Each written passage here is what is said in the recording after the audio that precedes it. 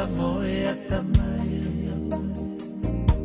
Haki ngai wano au asanuai Haku o moho utamaki ai Akai akilisitahi Onaha umoe mo ungafi Ia te mautali Pehe kono mafi Ia te mautali Pehe kono mafi E si tonga e kei monu ia Te ongo e loa koneta Misalu ngai ngawe Lalahi se me tinto mo ua Pepe mo e toko lahi kehe pe o e kakai kupuna uheni I he taimini aho vela apito eni inu alofa E unohonga whare ari pe ai la pe koe screen me mo a me funga Stacy Pepe pe ke ngahi video I me booth kodo pe I he ni I he ahoni Ai e ku kaumai kei kumakai me he ni katak mamatai ta whakoe Ko kaya tu kia ku hebe mo e komsan forma fora de tonga ko pe mo na u bus pe ho ke na ngai TV ka put ngau polisi pe to la fo mo ngai media mori ku mau heni e a honi ko na lava mai ni e ku mana tu a mori pe mo e ka kai tonga ka ma ko ke ka mori ku na u fe ilo ko hai patonge o ko tu heni ka ko ta hai ni ngai ingawe ko yo ku fa ko I tonga ni ke fo mana tu aki ai aho puanga longa tanga kwani ko patonga ya tu hen pa mo e kautau me kautau ene afio pe beki ka kai ke be ka ko patonga la hen e ka muri ko na hen e ahoni pe ngai media ke ko ma ho fata hen I tai mini ko ma o wat pe ho ke ko ma for ko ni va fitu ko ni ma pe ho ke da live stream Broadcom FM broadcasting Umara tonga leire whakatahatu I tamina motor koe me murina kua te tadari whiwhiga motor Kua tuka ngahi ngawe lahi aputo I he ni mea motoru me walwhitu poini mama whinga ak mga kautaha televisoni kautaha ngong kautaha ngai retio me muri I aru koe ni ke toi pe awe ua pe kakato ko ia ai tangu taha o e whahoko ko ia ai hoko mai ko ia ai watamaki o e mofuke Hunga-Tonga Hunga-Ha'apai Pea pe voki Ki hoko ko ia Pea mo e Tsunami e hoko me e peke ngai ngā ue Ko hoko mai waha taimi ko ni Ngai whakeake Ki ngai kolko nai ue siangi Ko ia ko kano polu Ki tonga tapuni Pe ki atata Pe poki no muka ko mango Ko whanoi fua Wenga pe me poki ki eua Ka umano walofa Whai ko ia ngai ngā ue Ne mau o atu pe I potoloa I ata Pepe boki ki he rete o ngai programa ko ia ko lere mai o whamui aki ai pitutupu whamui ko ia a mango meino walopani hiri e nao I mainana e hongo fulu I tau tutolu I whalot ko ia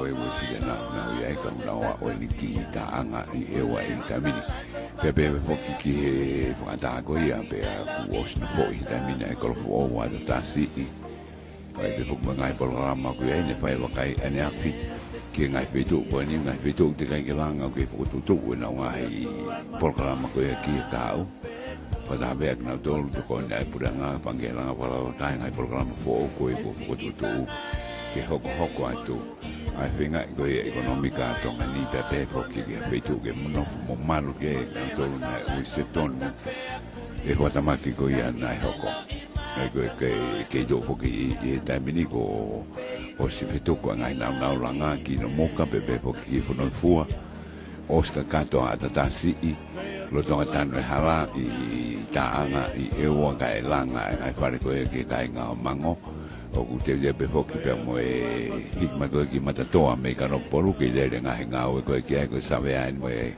ngai wa ke no pe nga aki kai ku lave ko ia ke na tol na heni ha ni ko pa tonga e to e minister ngo we pe mo minister mo ui ku heni pe aki na tol ko ina na taki ngai programa ke ye le ma ko pa tonga e to si o ku ia ni mo pe ke na tol ke he be na o ka ka to ko ia ngai nga we ulele mai ko ia hange pe ko ma ula vet me ma ta fa ki ai media ko ma fu ha ko ta ngai me ko ko ko ngai ko tu ngai ka ta ai pure anga pe be mo ka kai be foki i he ke i langa haki pe ko ka ke ko ia me matangi ko ni o ku hoko o ku mai be foki anga i tava ke ni ko e fima au ai fina aki fo ta ha o mi ai be me fanki i to no ngai ta va ki ka fa le i be e fo no ko e minisa ki he le pa ko fa tonga e tu o me mo ia he ni ta mi ni abre mla tu pe be ki ka be me he sector a ta ha o na wi he ni i he pong ni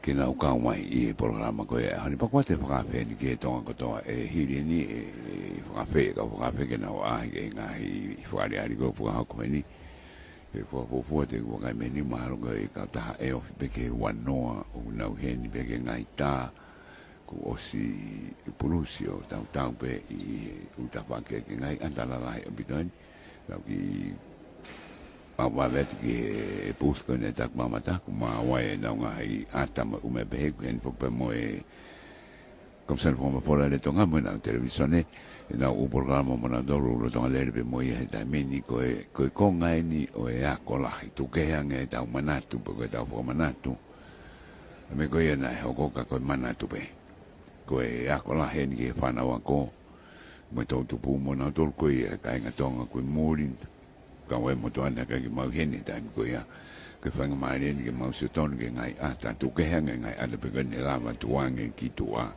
ka we ngai ata ni ko te ma mata ke to la i a honia to fanga ke la pe ko ya ni nai to la ko ya ngai mi te muri ko mau hene ta mi ni ko fo ta mi ni tu ke hanga mo ang mai ni ama ma to ko ya me Broadcom FM broadcasting mo e television tonga ko fa tonga eni ko me fai ta ke mar e nima o ku asi ni e pong ni ko tonga e du ko e ka ta me sapani o ku ka we as ko yo me ta va ki ni me na ko fa ngongo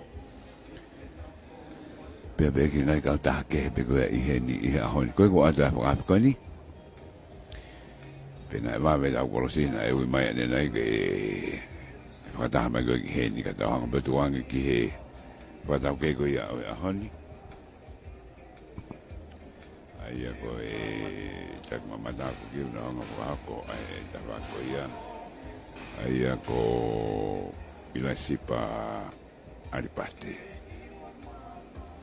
ko ia chief protocol me pot nga ki muri ko i dene fai fa ta ke ka ko la me ko ia ki nga i fari ali ko ni pa ko he ni me ka nga we me nga pot nga we ko fa to nga ko me me ka ma lunga ko na to lu tena ulava po ho kwate na ngai programa ko fari ali i heni ko me po ma fana o bide de bakaya tu ki ka mai ai ngai po ngawe po nga pe ngai ka ta ngai sino ki tu ape ko na hen ga do i honi ko po to ngai atu ai po ngawe ta hai ko ki drone o aski o lunga ko ki ulava e ko ka ta pe ia ai wangi ka te ko ka ta half mo wi kami bego bukai ko early warnings saves lives pe was mai ki drone o was mai me tava ko ya pe bege nga hi fo de ari ke be la mo uta o tu be e be nga stenta ta hai hu mai mata ba ko me tava ki a ko Hunga-Tonga o ko de ari tava ko ya pe bo ki heni e po nga polisi mo na to ko na ya i ta mini ka ko ka ke ngai fuari ko ofa au pito ne ma ke la ya no tu wa ke ki mu a honi ka ko ne ko ke ta meni pe ko la pe ko da ai to la ya ka muri o na he ni i he pong ni minga i ta va ke ku na ya ka ma fo ke ngai pot nga we pe fo ke ta ka la ko ya Britania ta ka la a Australia o New Zealand o na hen ko toa pe ka ba ko o me mai i live stream motor ko memory o de mo ma ba e mari a bito at au wakai ko ki a honi kita o kai ke ngai ata ngai mena e hoko I he aho ko ia ngai asi ne os me ai mo wa da ko ia e to be a ho ua pe kakato ai ta o taha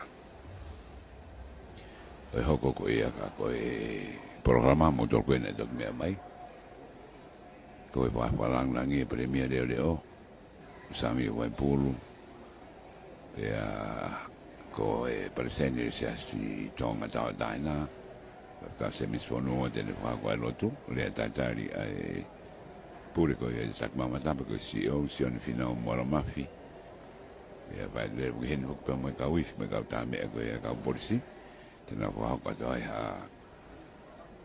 foi fa mama pai be a fa malo e ekministan ki muri me tak mama ta kita mo lo o to ka manu pe fa atare va ai ko ia ke ngai ta fa ke ko ia o holoni ke fa ke mama ta mantu ko a honi mo pong i le lo wai ko i pe ke ata ka mo to le ngai pe tu ke pe ke fa na ko wa de fa ka mo to lu ko e la to si pe ko e a ko marungange high school mo e a ko marungange ke fa nga mari lahi au pitoni ke mo wa tono mai o mamata e ngahi ata mo ngahi video o palere ko ya iheni I tamini o ke pe fo ngai fa ta ko to ka ko ni no so ga do nga o ke pa ko ni palere ya heni I a honi ke mo me tono mai o me ki ai ko e fo ngo bega ila sipa ko I den fai ko ia fa tau ke fa be ke fa no no ko ta mini ka ko kai ko ia ke ka o fa ngongo ko ia mi muri ai na to la ko ia na ia ni ta mini ka si o to la ko ko hen ka mai ka nga ue mo na to lo na ia ina o konga ke uta va ko ni la ke vai pelongoa ki me ngahi manatu. Ka ku kau e ahoni I e tokolahi a bida media I heni tupe heange ngahi o wala lahi ko I a pure angaku hoko ko e kimoa.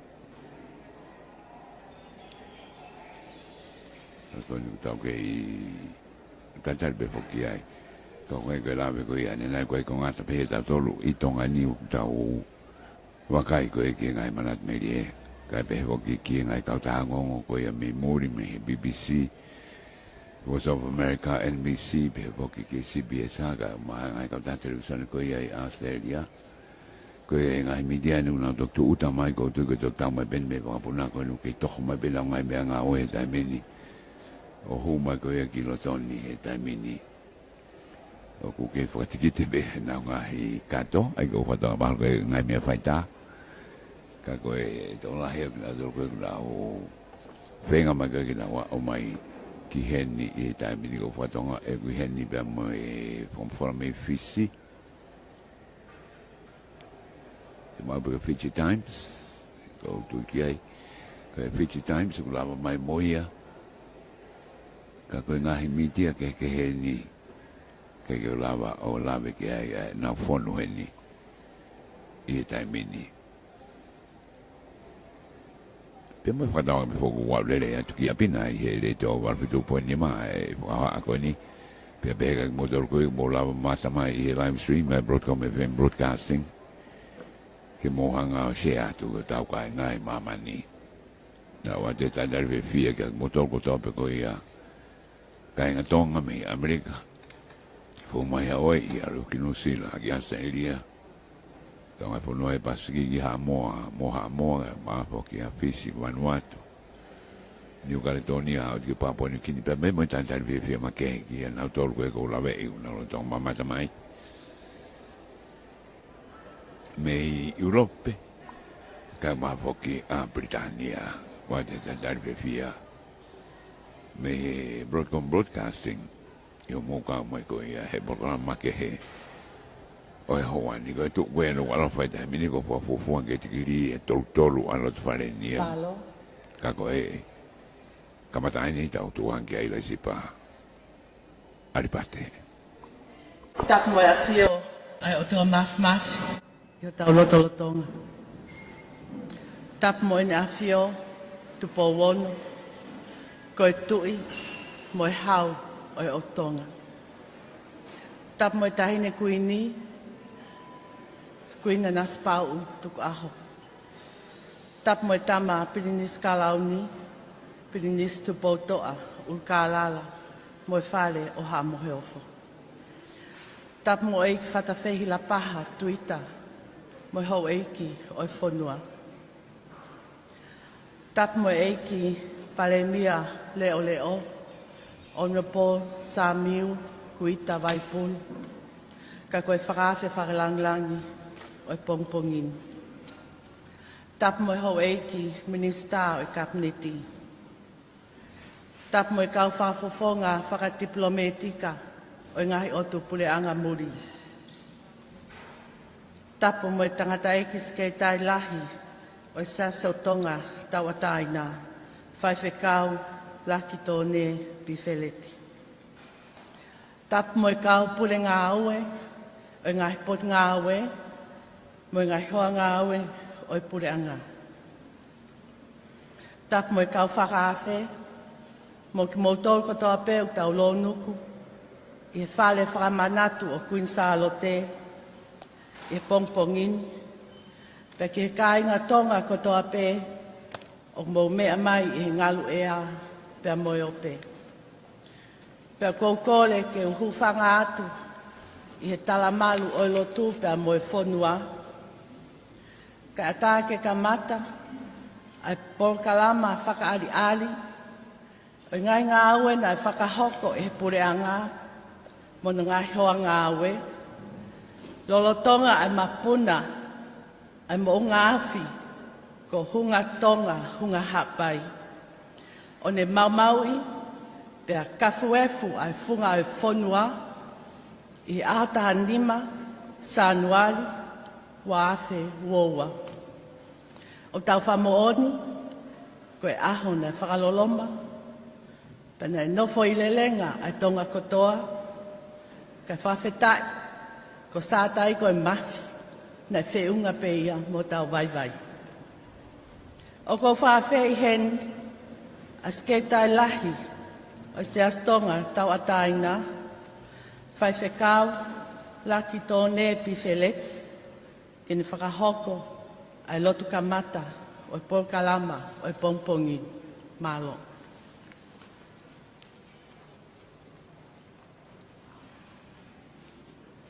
Ko kore ke hufanga be mo e whakatapu ko sono whai.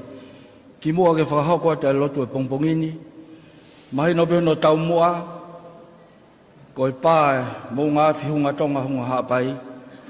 Hake ai ba mo piau kola. Si ue si ai whonua whakalukfua.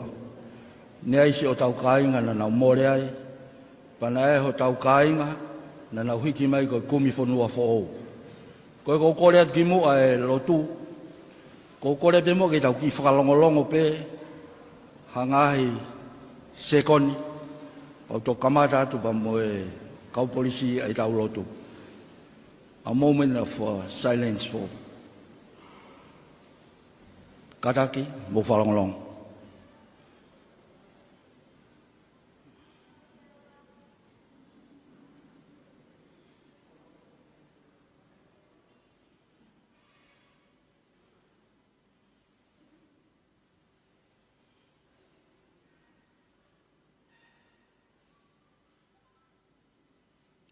Malo vito.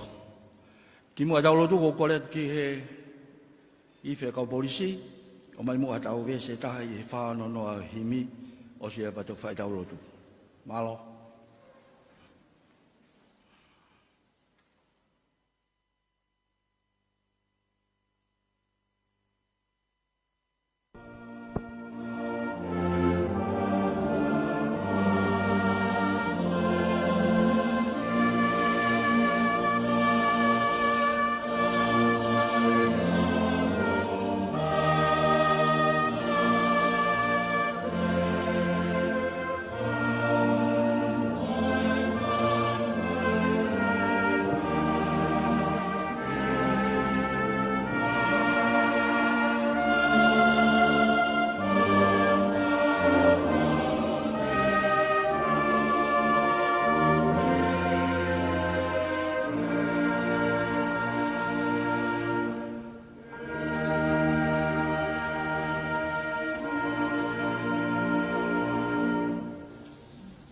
Ke tau lotu, o tua mafi, ko koe koe mauta mai ofa ai awhiona. O kuke mafi ke whai whakamo ui, pa kuke mafi ke whai whakaoha. Malo ko ho mafi whai whakamo ui o haa pia whotu ia he hoa o mau iai. Neongo koe mau heni koe mau whakamanat, ai mafi ai awhiona na e tōke o tutonga he tau kohiri. Na e pāi e mō ngā whi pia hake pia o si whaingata ia e ka kai e whanua, pa mo e whanua whakaluku fua.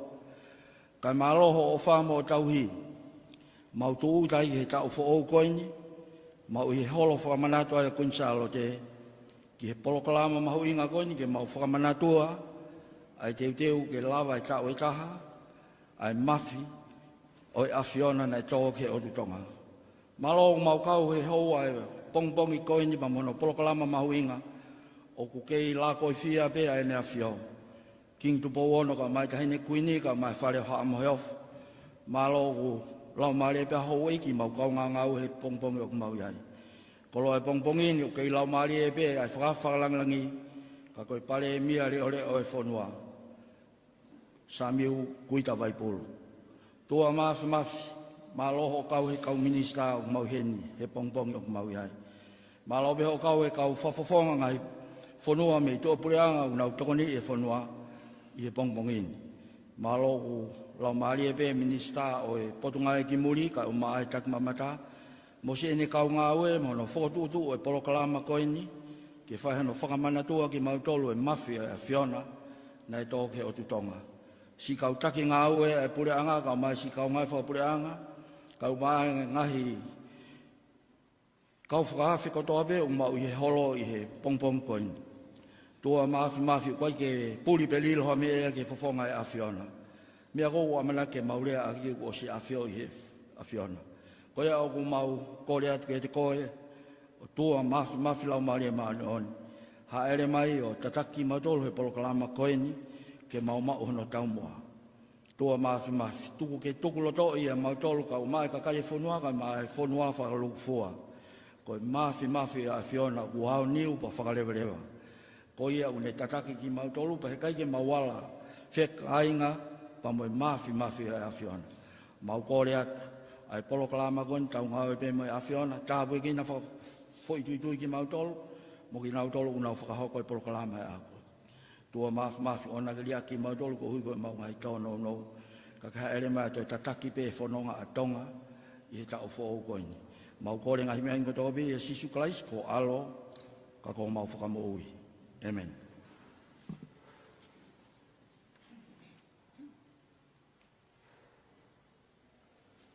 Malo, ko whamalo hen ke tangatai kwhaiwhekau i he lotu lelei ko tataki aki ai po kalama o i pongpongi.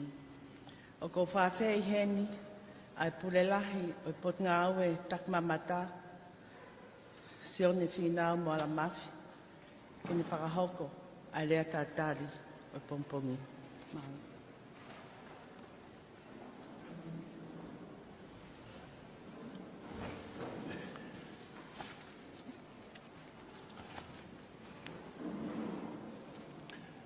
Ko tō mua kore ke u whakatapu ke Awhio au tō mafi o tau loto ngā. A koe vuni walu o ka Awhio me lota tau. Koe au niu e university tau iai, koe tamai alo me lau maari mauni oni. Koe tapat ke hau toka e whanua, tama ko tupo ono, koe tui o tonga. Koe tap ke tahine kuini o e taloni, tahine ko nana spau tuko aho, whare o tupo o hamo e ofo. Whakatapu atu tamatupo to au kālala, Lord Fohe, mo e hou eike whanua. Whakatapu ke ha tau whanua, ha matapure, pia ke he kāinga tonga kotoa mo mea hen. Pia ke sola mo e vulang kotoa, o mo mea mai me tapa peo o tutongani, pia me murina foki, o mo mea mai he ngalu ea, mo e ngalu ope. Ko kore, e tala mo ka pui mo whakatapuni, ka tā mua ke motuani, ke whakahoko e whatongia lea taritari o e pongini. O kou whawhawhanga i atu hene ik minista ke ngai ngau e ki muri, me ngau e ki takmamata mo e whalai e wa, ona Paul Whekita, katoa uto ka manu. Ono tali leiki mo tolu ho eiki mo ka inga he pongpongini. Whawharang lagi. Ona Paul Samiu ki uta vai pulu. Ka koe eik pale mia leo leo e whonua. Whawhonga i atu. Eik minista ka mai o ngopotu ngā ue hona tali lei e whitu una. I lau maria le lei. Ka ke mea mai ki whakalangi e ki proklama. Mahu inga wai ahona. Ko hono whakailonga e tau e taha. O e puna o e mou ngafi. Mo e tsunami. He Hunga-Tonga, Hunga-Ha'apai. E aho fulmani ma Sanuari. Wafe ua. Pea mo whakari ari ngahi tokoni, mo e pou e ngahi whonua, aia iai hanau o tau wā whakatiplomatika mo tongani. Ngahi hoa ngā ue o whonua, ngahi kautaha whakamamani lahi, o ngau wholanima, o au mai ngau tokoni, e taimi whaingataa, ngā tau to whangai. Koi ai, o i kai ke whia tūkua ai, e hike a whakwitai mo e whakamālo, he pongpongeni. Taitali lei heni ho ek ni sa ko kalauni. E foki e sea ko ka fa fonga fare area mo me heni. Pata pat ke tanga fai fikau. Ko skate tai lahi se stonga. Da pe foki ke ha fra lunga tonga. Taitali lei heni commissioner police. Pe foki ke ka CEO. E pot ngau e puranga o mo heri ki whari ari o e ahoni. Pea whakatapu ki he kaupule whawahe ofisa kolo, me kau hoa ngā ue kotoa i ngai business tau taha mo mea heni. O mo heni he katoa ngā whari ari o e ahoni. Pea whoki ki he poate tak mamataka kautarei kita, resteni he kautaha tak mamata tonga mono kau mea mipa. Pea he whoki kau whawhonga poate, tamā, wa inga paluka e nihi o ngau heni he. Ai poate ke heke. Kai tupe moa ke u whawhonga i heni e whamalo ki kau whawhonga whakatiplomatika ngai whanua muri o ngau i tongani. Honourable guests of honor, nobles of the realm, honourable ministers of the crown, diplomatic corps, members of the clergy, distinguished guests, ladies and gentlemen, all protocols are observed. The events on the 15th of January 2022 has been marked its first year in our calendar and the history of Tonga. The Hunga-Tonga Hunga-Ha'apai Commemoration exhibition today and tomorrow mark the one-year anniversary of the volcanic eruption and tsunami of 15 January 2022. This two-day event is endeavored to showcase the engagement and commitments by all development donor partners, regional and international organizations, financial institutions, all contributing stakeholders and response and recovery efforts of the aftermath of the Hunga-Tonga Hunga-Ha'apai disasters of 15 January 22. It is with great pleasure to welcome and acknowledge the presence of the diplomatic corps and foreign missions who are here with us this morning. New Zealand High Commissioner, His Excellency Matthew Howell, Japan Ambassador to Tonga, His Excellency Munanga Kansaku, British High Commissioner, Her Excellency Lucy Joyce, Ambassador, People's Republic of China, His Excellency Chao Chi-lin, the Australian High Commissioner to Tonga, Her Excellency Rachel Moore, and Honorary Consul who are here with us. On this very special occasion, you grace this occasion with your presence. And to our donor and development partners, regional and international organizations, financial institutions, representative of the UN, World Bank, ADB, and JICA, UNICEF, and other organizations, regional or international organizations who are here with us. I would like also to acknowledge the presence here of the Chairman of the Board and the CEO of the Tonga Development Bank, Evelina Tuita. You are warmly welcome, you all, and to acknowledge your continuous engagements and commitments and response to our recovery effort, especially at a time of crisis. Whawhalanglangi, hoik whakawe. o tau kei tuko ai pe gloria me whawhetai ki o tua mafi. Ene kei tau lama hao maa-tonga mo hono kakai. Neongo ai ngahi haa o natua. Io o kei tāka puna pe lupe he taua i loto palasi. Kei wiringia mo fukai loto pangai. O kei toka lingo ai me lino i he otu botu anga o wha. Io kei tonga pea tonga. Pea soke o mone tala i tahi kāleri. Koe eiki pe. Whakawhetai o kei waka pea eiki. Tau whakawhetai he pikipiki hama mo waiwai manawa a ngahi tokoni, a ngahi pure anga muri, ngahi kautaha whawaha pure anga, o tau toka one ai he ahoni. Hiri ai mahina i tahaua koe. Mo e ngahi nunu a kovi o Hunga-Ha'apai, Hunga-Tonga. Ko whatau ange pe ki he iki, he o tua maf, kine kei tataki ai pe a tonga, pa mhono kakai i pā angangalu. Ko ia watu ai taitale rei whakawhalangang, hoi whakawhe, kotoa mo tolu, mo mea ai he kātonga ni pongini, whatau ange pe ke tau maha kātonga whiawhia o Fon Kalesia. Without any further ado, we warmly welcome you to this special program and exhibition for the next 2 days. Lewe malanga, tua ofa iki atu. Malo.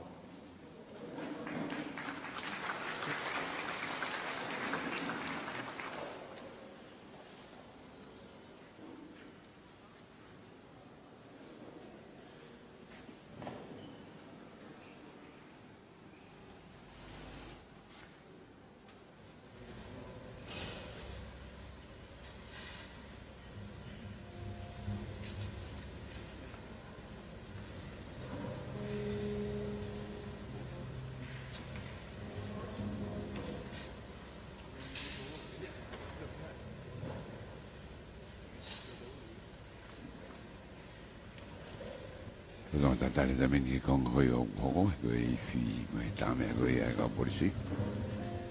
Parleremo mo qui là.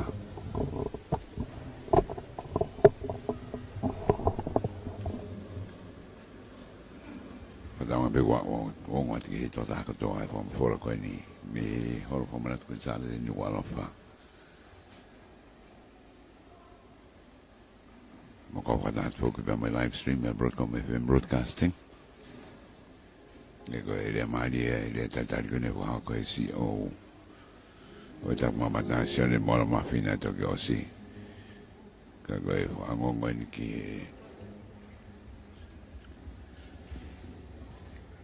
bere che capo si bere che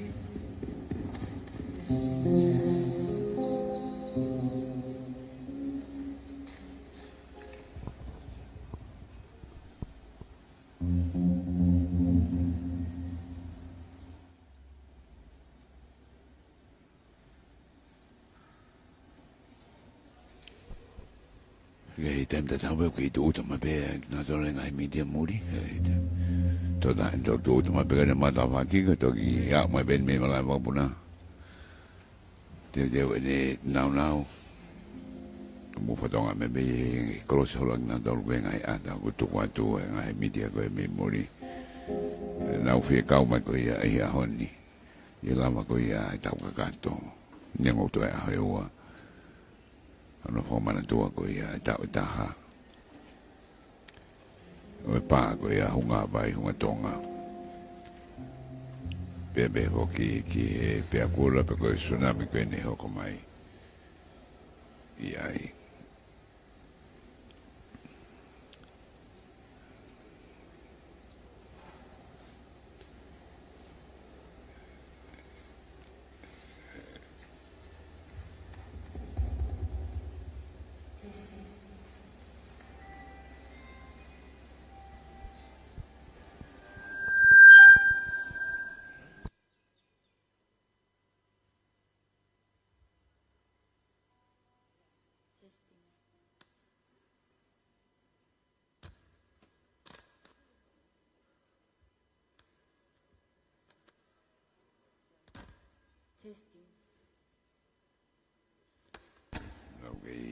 be moto tameni ko ngai fia la ki pe ma he pawa na fo mai na mea rea i he system ko i ai whare.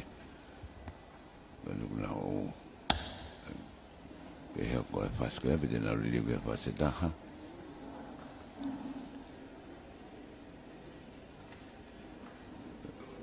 Ko korfa mole mole atu. Lo tonga e ke ngā ue ai kau polisi fi ke nau mea lea o ko kore at pe ke hauka pe mua e tau po kalama. O ku o atu heni ai whakaafe ki he eik pale mea leo leo o ne po sa miu kuita vai pulu. Ke neanga lelei kai whakahoko ha ne mea. Ke whakolo ai ngā ue o pongpongini, pia ke whakaata ai whakaari ali ko teu e ngahi pot ngā ue. Malo.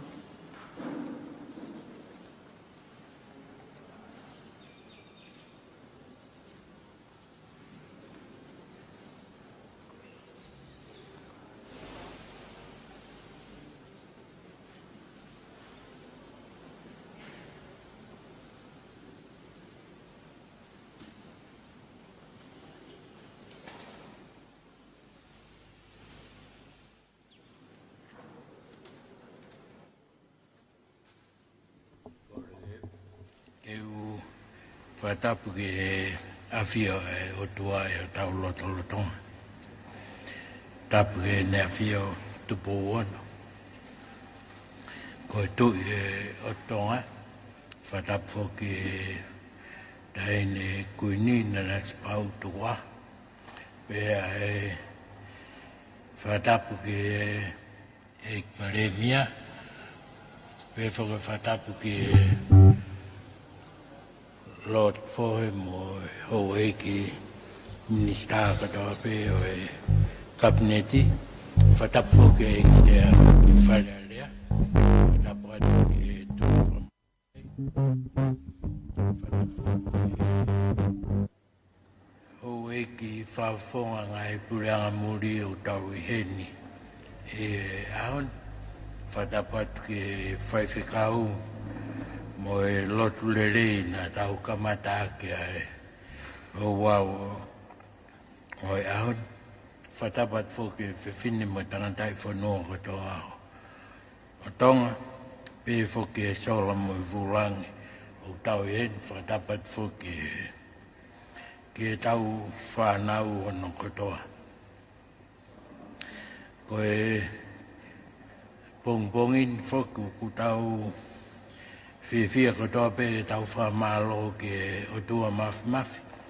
I ne tau lere ko whai. O tau auti ai pongpongini mo tauni. Ko ui ke tsunami ko ia mo ngahi parpare mane tau auti i tau ko hiri. Umain foko taimi koe nei hoko ai kamata e hoko ai tsunami. Ko wike pe ia e ua o e pureanga koe ni. Pea ngā lope koe nuku taua o mai ki heni. Tau ke i mou i pepa tau whamaro ko toa pe ki e.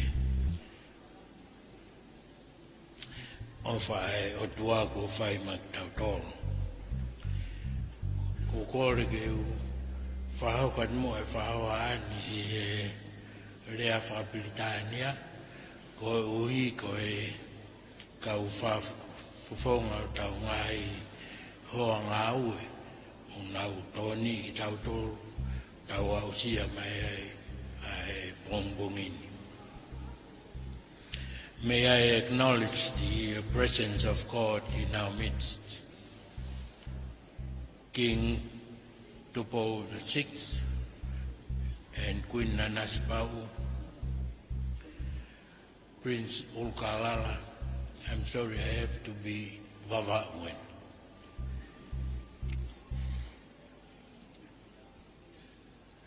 And the royal family,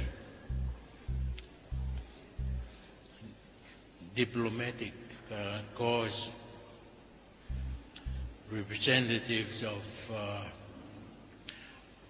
foreign governments,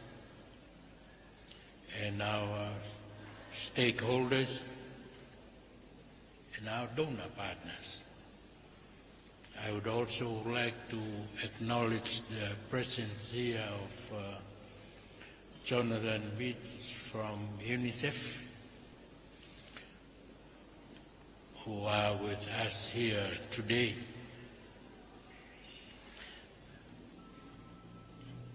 The CEO and members of our government,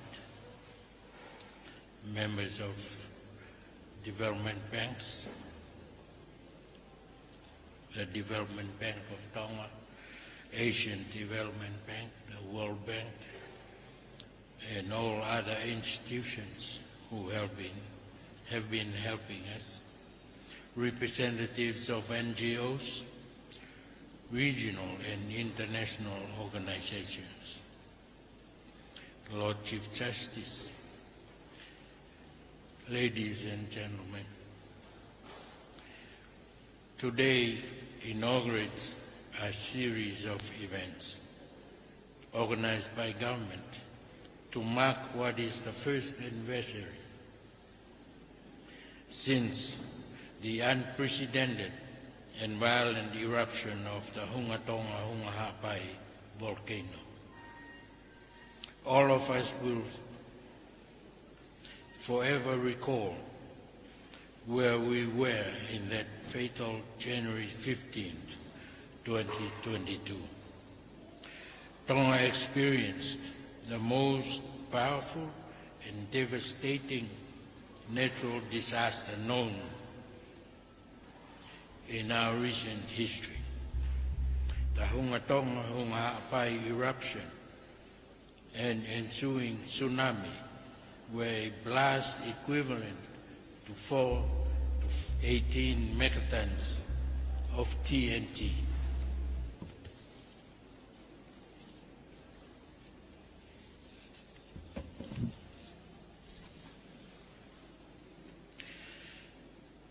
Tonga made global headlines, and NASA reported the event as more powerful than an atomic bomb. It was violent.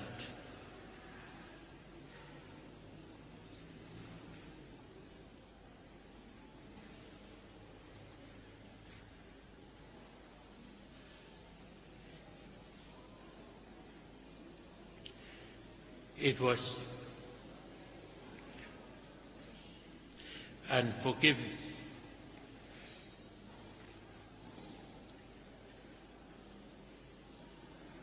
It left a trail of physical,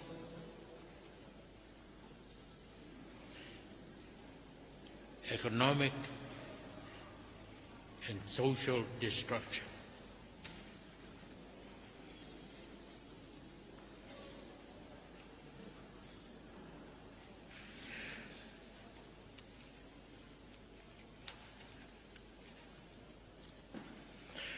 Destruction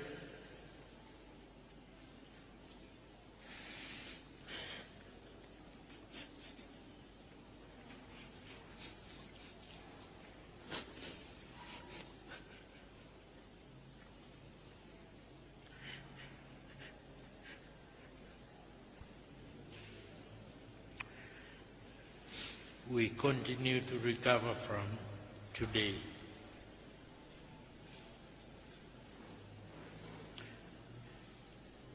We lost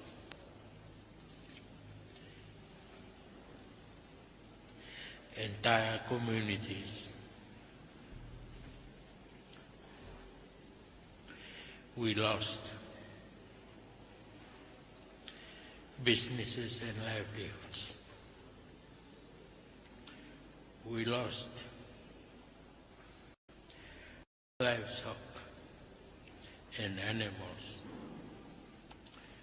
We lost plantations and food crops.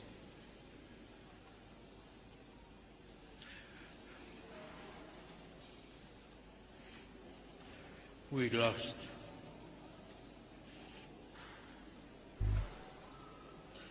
our homes.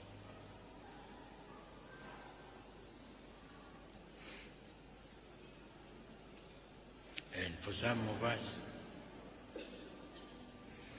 we lost our most prized possessions.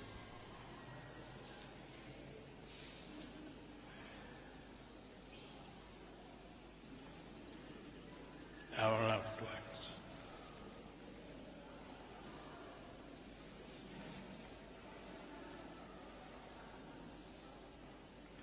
Sadly, 4 lives were lost on that fateful day. As we gather here,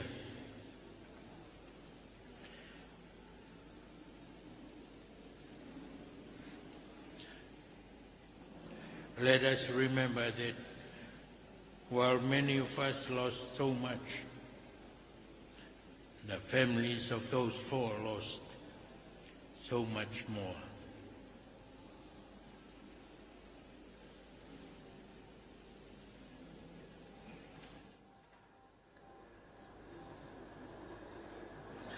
We will keep them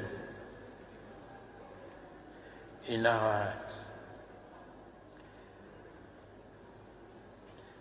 in our prayers,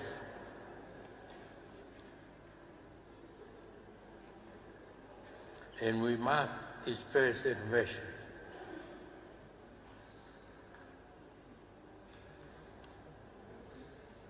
of this disaster. It is almost impossible to comprehend the power,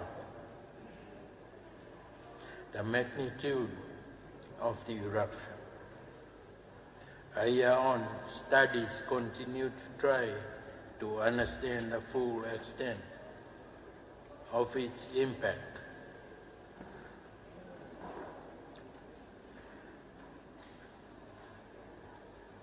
And we may ask,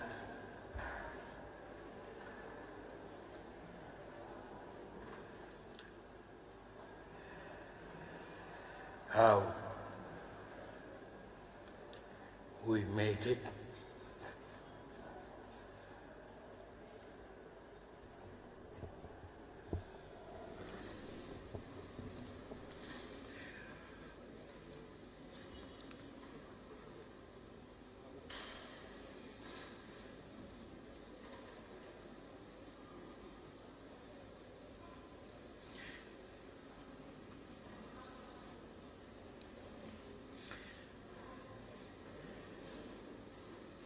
We only made it through the love of God.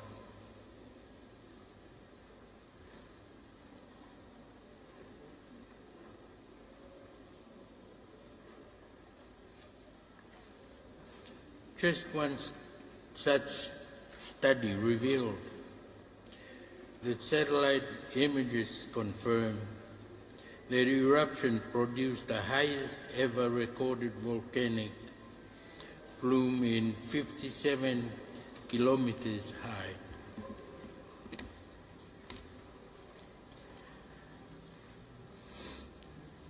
The eruption is the first recorded to have been broken through into the mesosphere. There is a layer of the atmosphere more commonly associated with shooting stars.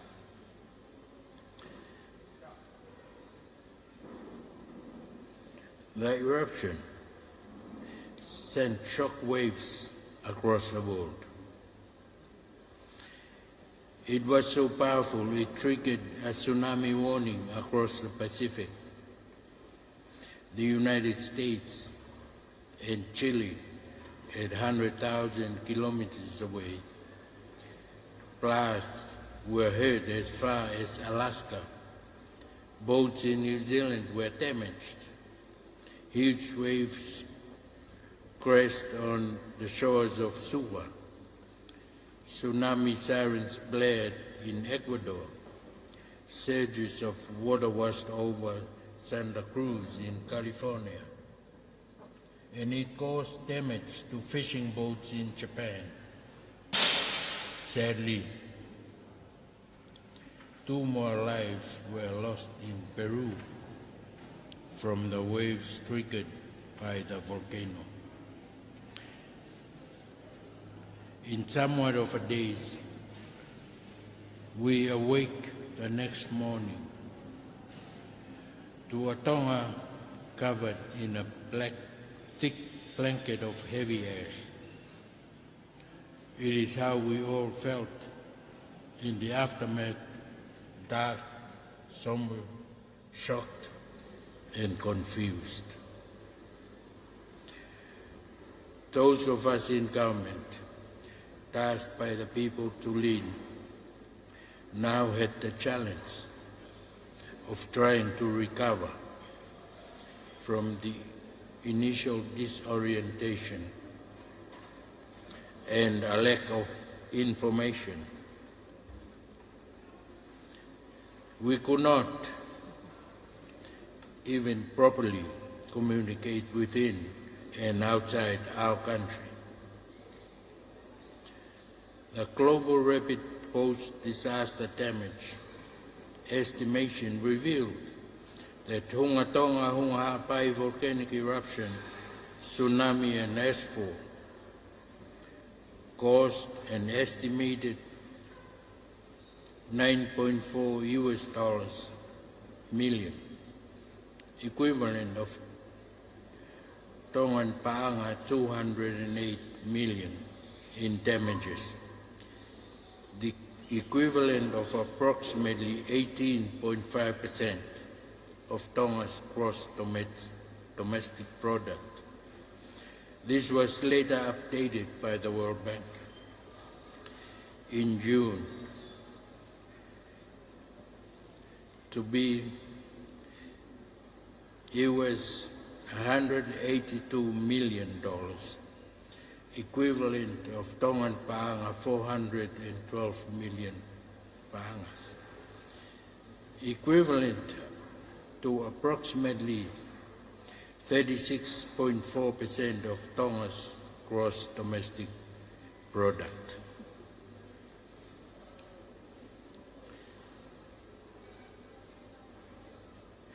Disasters in our region are not unprecedented. Tonga, in fact, is the third most vulnerable country in the world to these natural disasters. It is why we have taken extra measures to address this by developing the first integrated disaster risk management and climate change policy in the region. But disasters of the scale of the Hunga-Tonga, Hunga-Ha'apai eruption, a 1-in-1,000-year event, are unprecedented. This poses a unique challenge for any government, but especially ours, who was barely 2 weeks into the job.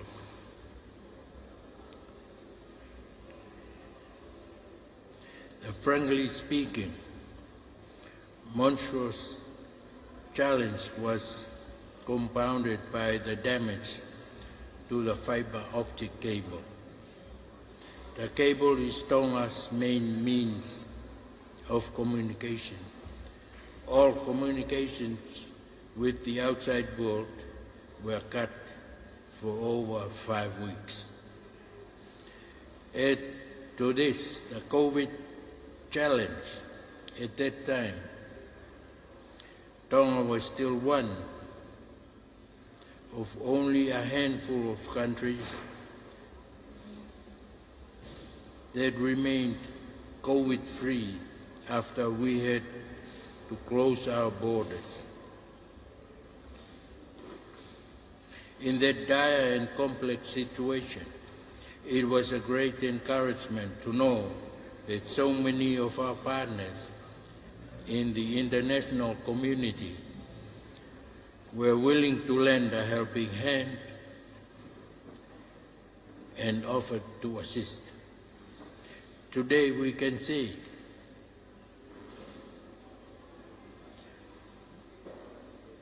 with pride and humility that it is the collective efforts of not just the government, but our resident diplomatic missions, bilateral and multilateral partners, non-government organizations, media, church groups, community groups, volunteers, the Tonga diaspora abroad, the international community of non-government organizations, crop agencies, and charity groups, and countless others making the difference.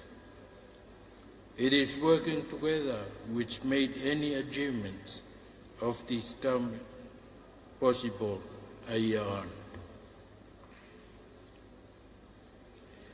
Today and tomorrow is about acknowledging the considerable efforts provided by so many of you around the room today.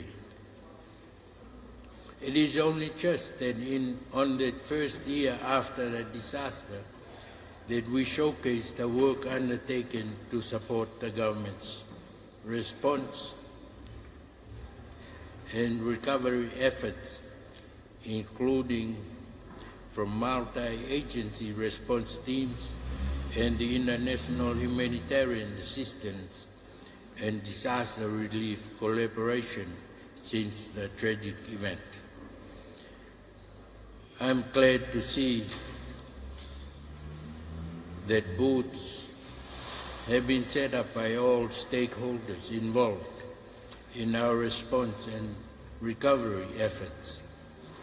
As you walk around the room today, please acknowledge the extensive work, time, and sacrifices made by individuals and groups to make sure our recovery was as swift, effective, and efficient as possible.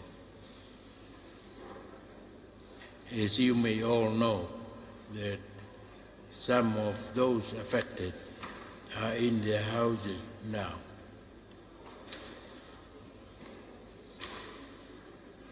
On behalf of the Government of Tonga, I thank you all for supporting us ever since that tragic day. The visible display of assistance from communities in Tonga, from our development partners, and from people across the world speak for themselves. The spirit of friendship, community beyond borders, and partnership extended by our diplomatic missions, NGOs, local and international communities will continue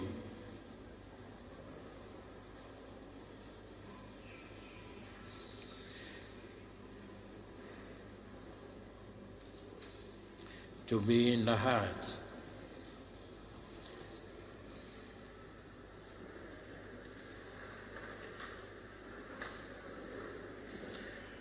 of Tongan families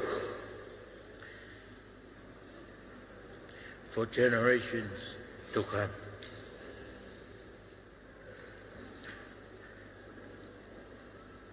Thank you for your solidarity, for your generosity, for your support, and your partnership.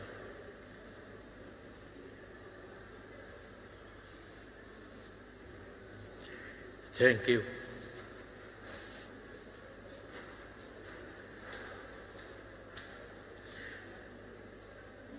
For your humanity.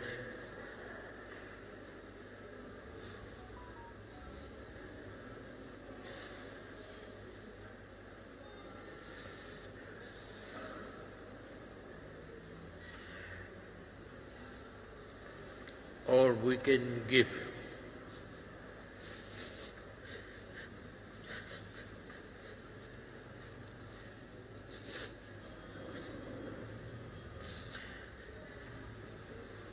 From Tonga is a big malo of it.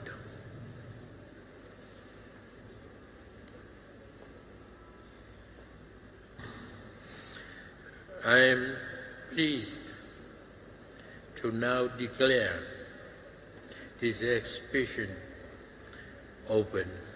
Malo Ovai.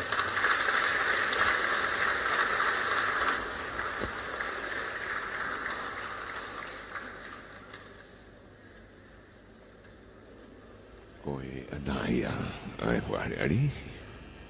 E rwa ko mai e pare mea le o tongani Samiu. E pale mia leo leo.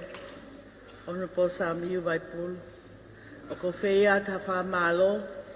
I he mea whakakoloa. Mo wha maa whana. O i pompong koin. Ko le atu ke iwi a kau polisi. Ka mau. Pe hoko mai.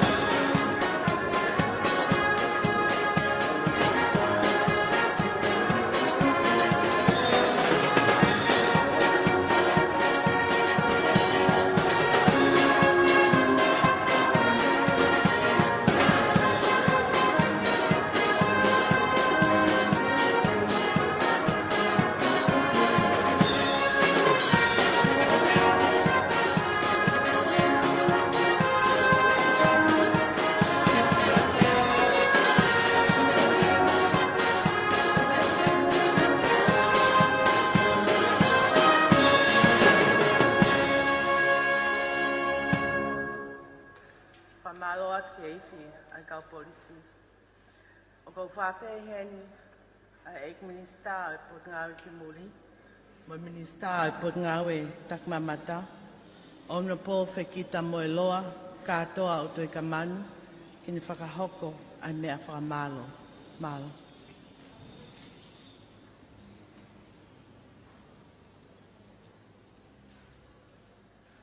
Tapu mo e awhio ai o tua mawhawhi o tau loto ngā.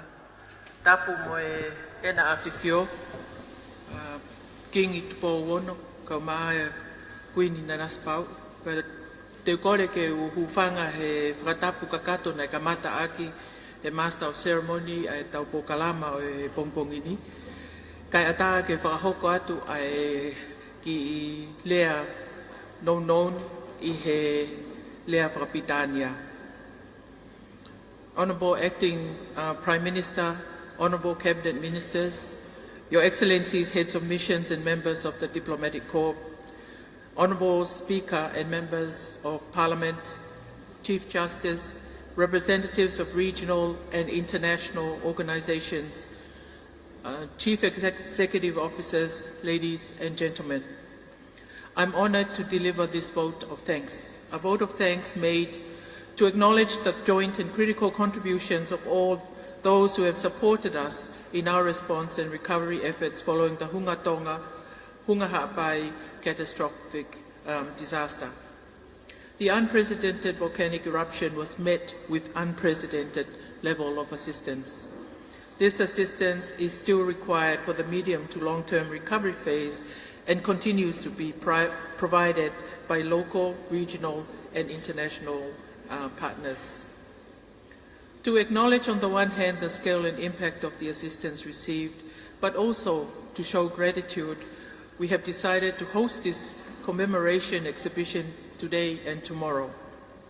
The exhibition is testament to the engagement and commitments by all contributing stakeholders in what truly was, is, and we hope will be beyond immediate recovery and our shared response in building back. It is important to show and safeguard this visual context to the efforts made by all in the aftermath of the disaster and over this past year.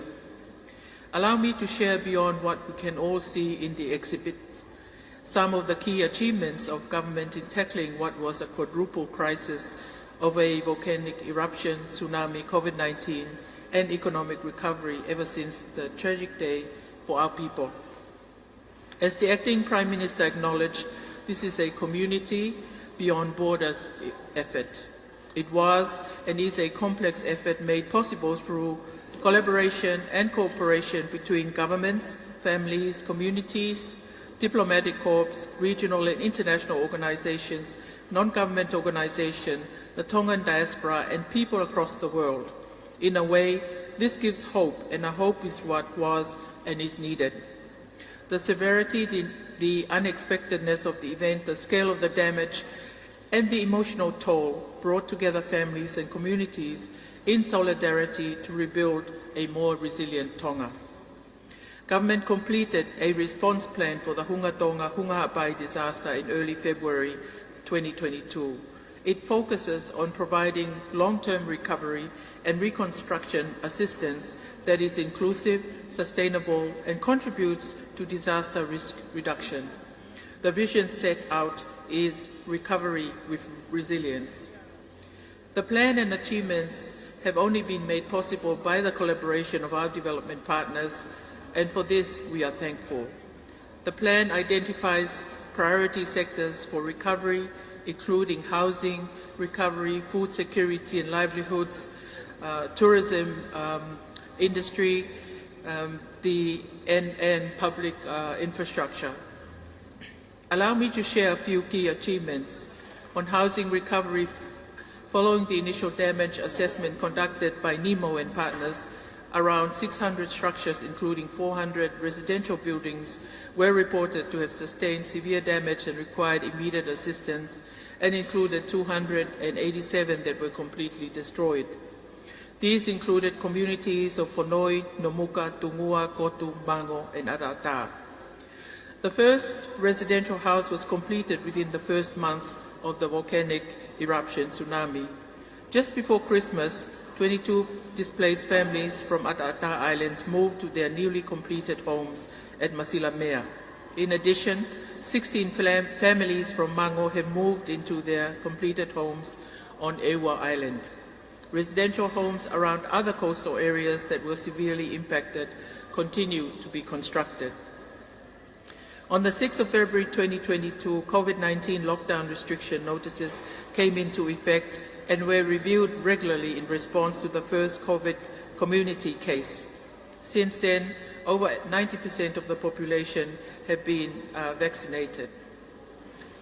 Following the disaster, the government approved the allocation of top 22 million in financial assistance to businesses, both formal and informal sectors, to support the economic recovery due to the COVID-19 lockdown.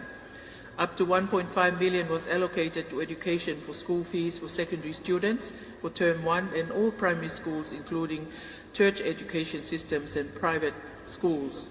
$1 million was allocated for the purchase of laptops for Form 6 and Form 7 students to facilitate home school programs. $1.3 million was allocated for payment in April and June of $100 each for persons with disabilities and the elderly. Constituencies officers were allocated $40,000 to assist with support to the most vulnerable of their communities. $1.7 million was allocated to subsidize for the increase in power bills for all consumers. $2 million was allocated to assist businesses with occupational health and safety standards.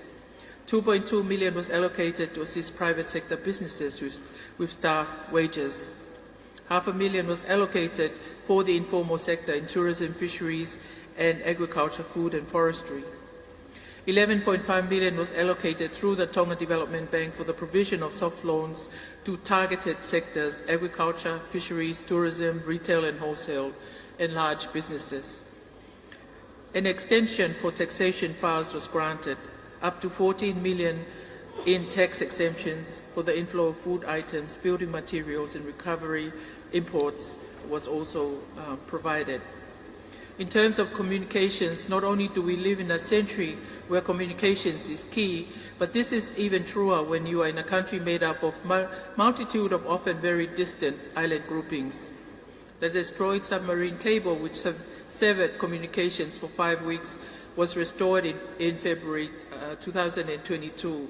Starlink satellites help us reach remoter villages and islands. Australia and New Zealand have recently completed a joint assessment for redundant cable to ensure limited disruption in delivery of service in future disastrous events. Over 40 international relief flights and 20 vessels arrived in Tonga with humanitarian aid from our resident missions, including Australia, New Zealand, China, Japan, and the United Kingdom, and beyond, including the United States, France, and Fiji. We have also received cash and in-kind humanitarian assistance from our valued partners. We also received cash and in-kind humanitarian assistance from American Samoa, Fiji, France, Federated States of Micronesia, Republic of the Marshall Islands, New Caledonia, Papua New Guinea, Tahiti, and countless others. The cluster system led by government ministries, shelter, education, water and sanitation, food security and livelihood, safetyhood and protection, telecommunication and essential services was put in place to facilitate coordination of humanitarian response with national non-government organizations, foreign governments, donors and civil society, which supported the government-led response. In addition, government implemented a range of social protection programs to help households, including the provision of additional funds and meals to the elderly and people with disabilities. Support was received from development partners, including the World Bank, the Asian Development Bank, Pacific Community, United Nations agencies, including the World Health Organization and UNICEF, as well as other international and humanitarian non-government organizations. Indeed, it was a community beyond border effect, and I would be at fault not to acknowledge explicitly. We thank the work and efforts of our diplomatic community, in particular the High Commissioners of Australia, the Ambassador of the People's Republic of China, the High Commissioner of New Zealand, and your predecessor, the Ambassador of Japan, the High Commissioner of the United Kingdom, who were instrumental in the initial response following the disaster. Your assistance and the access to technology you gave help us reach those in need. The initial assessments that were made by surveillance flights from Australia and New Zealand to areas our government capacity could not reach were instrumental to the response the government made for the recovery. Despite the uncertainty of the events and its aftermath, diplomatic heads of missions assembled at the Ministry of Foreign Affairs the very day after the disaster. One of the photos on display in our booth today captured this moment of solidarity. They immediately offered assistance, which we continue to see up to today. Through your generous partnerships, Tonga received emergency supplies, humanitarian assistance, and disaster relief missions, military flights and vessels, transporting emergency clean drinking water and food supplies, personnel, experts, helicopters, and considerable financial assistance. On behalf of the government and the people of Tonga, we thank you. Of course, it would be remiss of me not to acknowledge other key partners who are here on the ground as well. We thank the Red Cross, the Asian Development Bank, the World Bank, United Nations system in particular, WHO, UNICEF, European Union, the Pacific Island Forum Secretariat, the Pacific Community, and others who have all been instrumental in assisting our response and recovery efforts.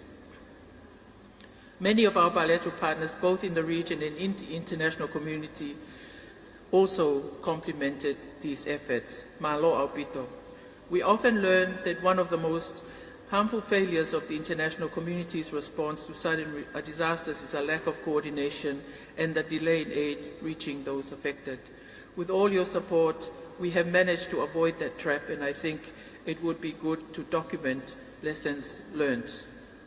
I want to acknowledge the team of volunteers, individuals and communities who immediately came out in droves to respond to the Hunga-Tonga, Hunga-Ha'apai disaster the very next day.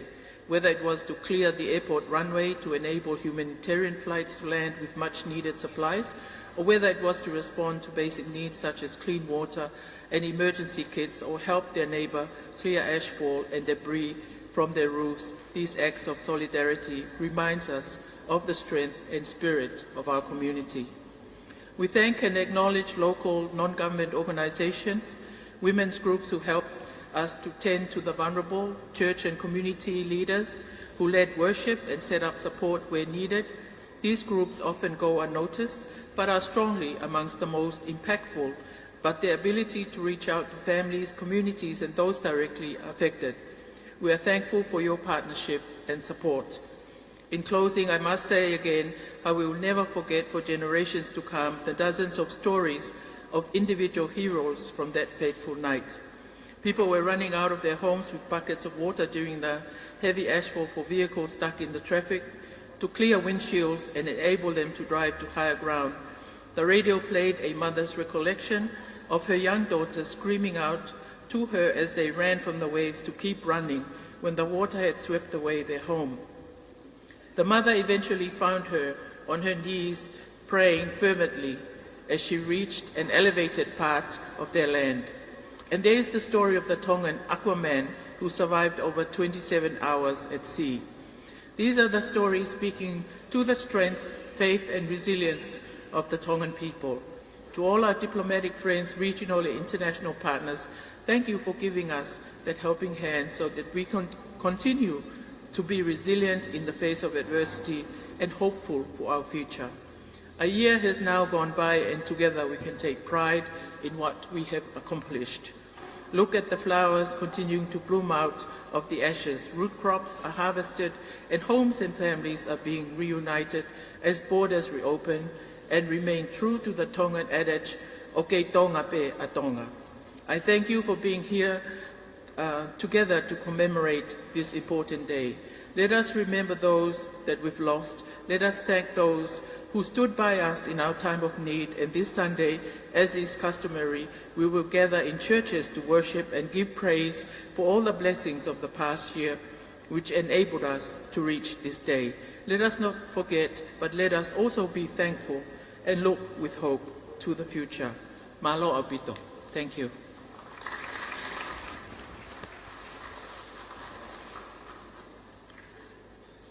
Ko whamalo hen ke Egnista punga ki muri, mo minista o punga tak mamata, e whahauka mea whamalo e pompongin.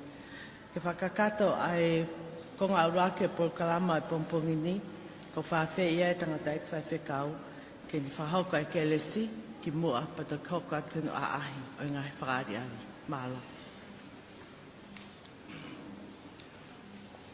Ke tau whaosi, pia koe kelesio tau egi ko sisu kalais, moi ofa e o tua koe tamai, pa whio moi lau maali e maa on. Ngai alo whaga te ki mautolun hunu kotoa pia, pe awana hili, kai whai pio ta ngata. Amen. Kala vai ko ngaura ke programa ko ia pongpongini no vai ko ngahilea tu mai ngai bubutu mai ta fa ko mono fra ko ia fra de ba exhibition ko ia poni ko ko fa fa pita min ke ko nga hono wa ke na wa ni i taimini ki ta mo kai ko ke na la me foka ne nai ko ngai bus ke be ngai me to ha ko ia ngahilea mi ngai bot nga wa pure nga ngai wa a ko na fe nga wa ki ko ia i taimini ki na sio ko ia ho ko o ku fai ko ia i taimini ta foke ta me ko ia ka por si mi ta va ko ia ta ha ka ko ka o a hi en na o kamata ko ia i taimini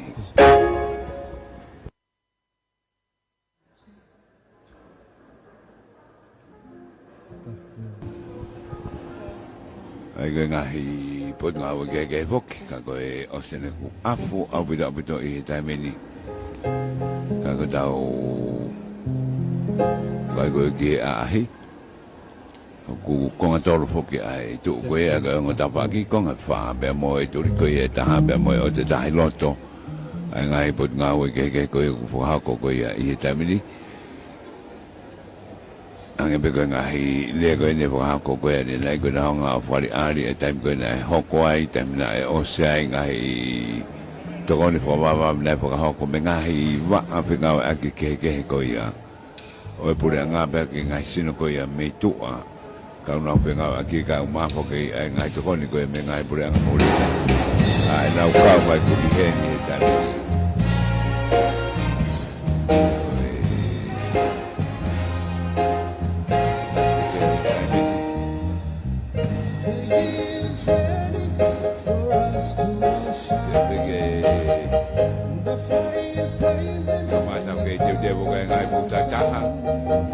video ai po fotoa na ai po matala na me ko na ko mo na wa we o pai ia hoko ko ia ngai time beheni ai ko ko ta mak pa kana to la ngai ko ko to ko si ia mo de hoko ko ia i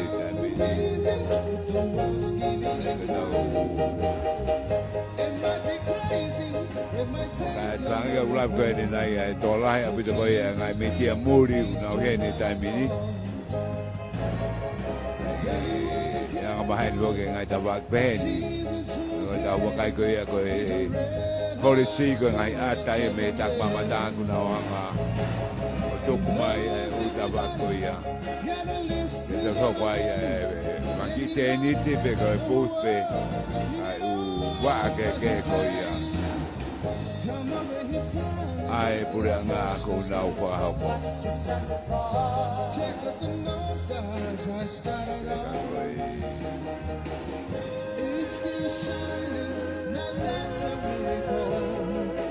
Jesus brings some hope to us all.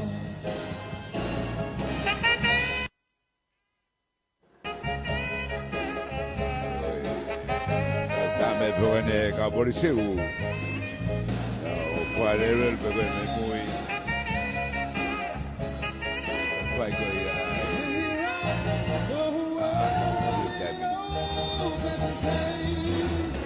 come la de poche dere ni honi a che via pipa do dere poche a pongpongi fai nga mari per motor go ya che mo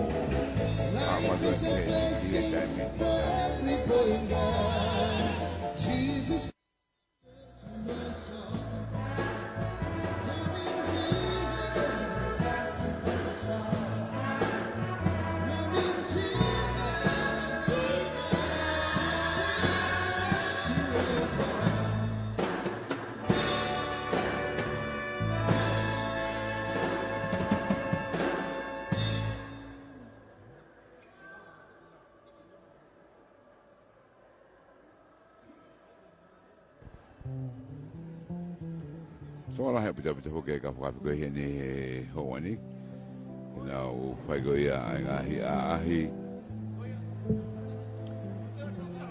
ko e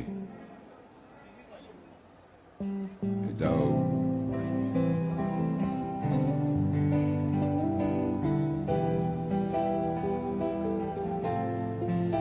ko e la go ni na go tau bot ma go ni ki he ni ai Tonga Broadcasting Commission, hoko mai I rescue an emergency.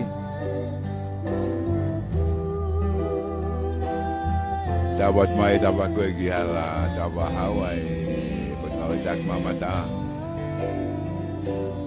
Ko pe pag mo na tolu ka o malung ko na ilo ko to ay polo kalama. Ay o wa ko ya.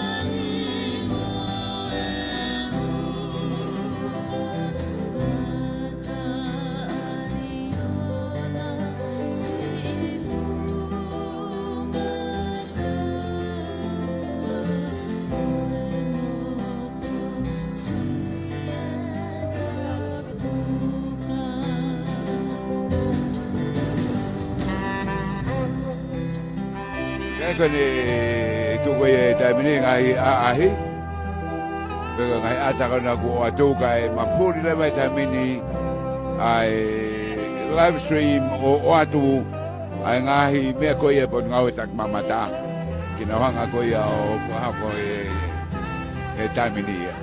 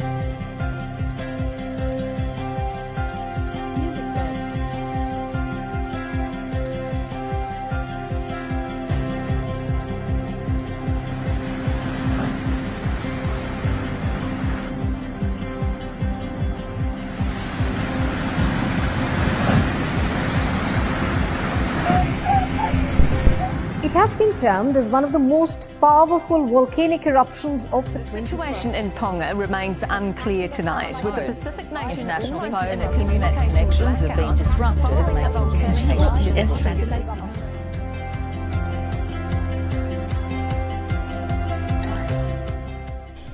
Ako na mato mo siya ito atay tayo siya kihaga fu pewa ngam numu keiki na tanga sa toda ke malere te mamat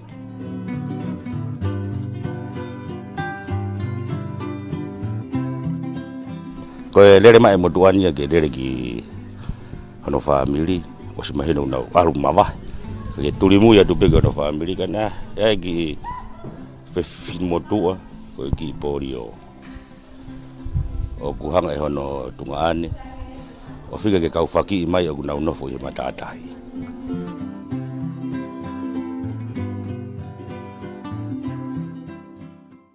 Ko hana moni na e pau e mo i ki e more. Ka kou whakapapau ko e ofalaya e o tuane. Ha o e pe au ulo aki, ko kei tu pe mo koa. Aluia hok ta whakahaha ke pe au. Aluia he loto hala. Ha o e pe au no ua. Aluia hoku a ta whakaifo. Ka ki a tahi e taha ha o ki homa api. Ha o e pe au ha ono tolu. Ko fu pe au e na e lahi, ko ia na mawhai ke hea.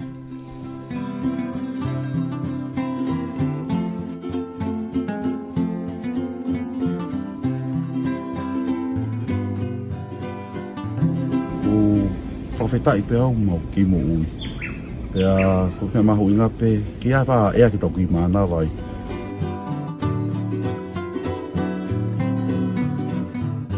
O maurere mo ki mo puna hua o na kaka na tu o lunga kwa wini na utoi toi floto mani oke o to ta utoi floto mani oke o hake o pe awe ua na ka ila na fai lo ka ila ka si sugi e fo half ki mau to te mau to hola ki ai ko ia le o mo ui te mau mo ui ta mau te afi tu hen ke mau ma ki ai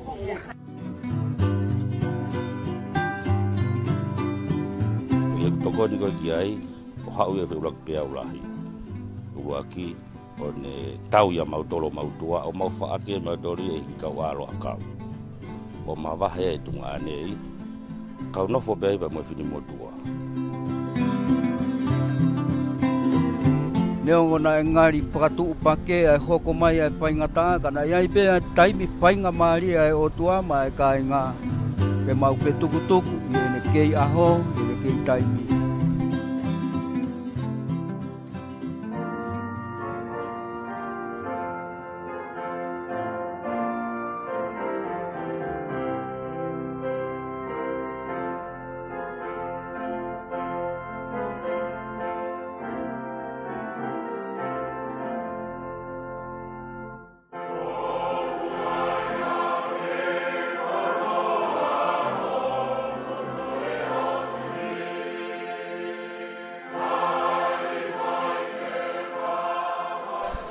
Fere go fenga e vaha mai gi pe au fenga re alu gi fitu ma alunga e whakahahake o alu o wa u ke apia ko lo pata apia ko pure anga heni ko na ko pat pe ole wa ma fenga mari o to ki hake gi mo unga ko o no foi ka kai to ga ole wa no fai ba mo o feta la kai mo fa miri na ma ole re pe ka ko la ve ai e foi to kon fai go ni finga i ko na porio ai ko fe fine ia ta mai no mate ko ino mukani Ho wei tari mai e ia tari mai asiake ko aisake tambailina te ta feinga ki olu ka me ana kai te ilo ko ai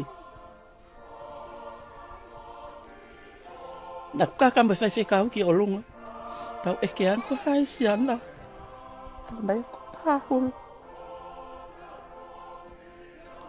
fa feta keiki ene te whakawhelongo aku mo ui ki mau.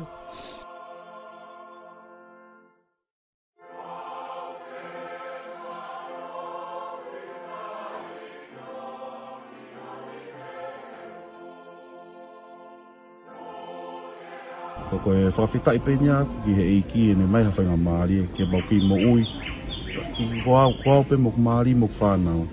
Ka ku foi piki pe ia pressure ia. Foi whakawheta i pe. Ka ku apea ofalahi ake tonga kotoa pe. Ka pauna e tō mai ai whaingata koe ni o ku marua ke pō pe ko kaupō uri. Ko tautui ko talanoa kehe ia o ia honi.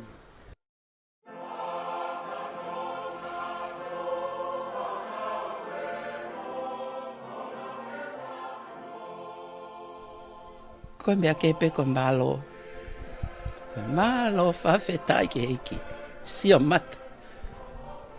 Ke mafi e o tua. Mono mafi ke whamo ui au. Mo hoa.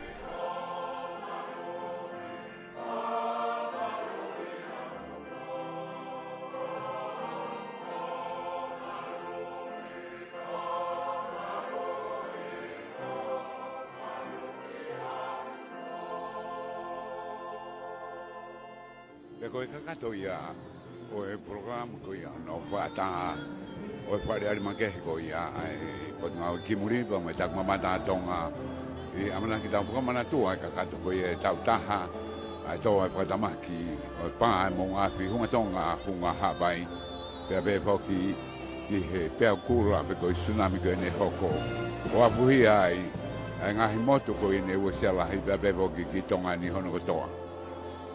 Hoka e whaarari ko ni he ahoni pe mo a pongpongi pe a Salote ko whae e mahi maranga e ngahi whamawaka ke i tonga ni ono whakamana toa te mato e kau i ono whamawhora atu. O ngahi o ramarot ko ia me ngahi whetu ke i he o tonga ni whawhonga atu e kau ngau ko ia me he warwiti po ni mari sa te tana tohi me he live stream Broadcom FM broadcasting o te paurea mo fotare o te fua me hol famana kun salte me no walofa ko sa slavaka mo mea